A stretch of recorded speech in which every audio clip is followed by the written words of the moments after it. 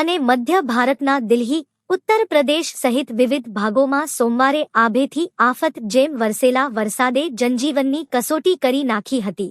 રાજધાની દિલ્હીમાં મુશળધાર વરસાદના પગલે 25 ઉડાન રદ કરી દેવાઈ હતી. છત્તીસગઢમાં 3 બાળક અને 1 મહિલા સહિત 4 લોકોના વીજળી પડવા અને પૂર પ્રવાહમાં તણાવાની ઘટનાઓમાં કરુણ મોત નીપજ્યા હતા. મધ્યપ્રદેશ, ઉત્તર પ્રદેશમાં ઘણા ભાગોમાં પૂર જેવી પરિસ્થિતિએ પારાવાર પરેશાની સર્જી હતી. અનરાધાર વરસાદથી સર્જાયેલા પ્રતિકૂળ હવામાનના કારણે દિલ્હી એરપોર્ટ ઉપરથી 15 ઉડાન ડાયવર્ટ કરી દેવી પડી હતી, તો 380 ઉડાન મોડી પડી હતી.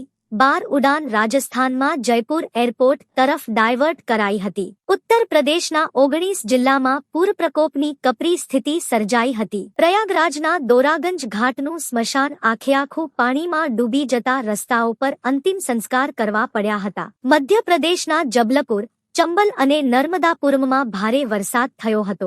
એક યુવક બાઇક સહિત પૂરમાં તણાઈ ગયો હતો. પ્રદેશના 22 જિલ્લામાં રેડ એલર્ટ જારી કરાયો હતો. દિલ્હી એનસીઆરમાં ભારે વરસાદથી સ્થિતિ વણસી હતી. જગ્યાએ જળભરાવ અને લાંબા ટ્રાફિક જામે લોકોને બેહાલ કર્યા હતા. ખરાબ હવામાનની અસર દિલ્હી એરપોર્ટથી ફ્લાઇટને પણ પડી હતી. ભારે વરસાદના કારણે 2 ઇન્ટરનેશનલ ફ્લાઇટ સહિત કુલ 14 ને ડાયવર્ટ કરવામાં આવી હતી, જેમાંથી 12 ને દિલ્હીથી જયપુર એરપોર્ટે ડાયવર્ટ કરવામાં આવી હતી. દિલ્હી એનસીઆરમાં સોમવાર સવારથી જ ભારે વરસાદ શરૂ થયો હતો. હવામાન વિભાગે ઘણા વિસ્તારમાં વરસાદ માટેનું રેડ અને યલો એલર્ટ જાહેર કર્યું હતું. આ ઉપરાંત ધૂળ આંધીના તોફાન, વીજળીની ગાજવીજ અને ભારે પવન ફૂંકાવા માટે પણ ચેતવણી આપી હતી. તેવામાં ફ્લાઇટને અસર પડી હતી અને કુલ 14 ફ્લાઇટ ડાયવર્ટ કરવામાં આવી હતી.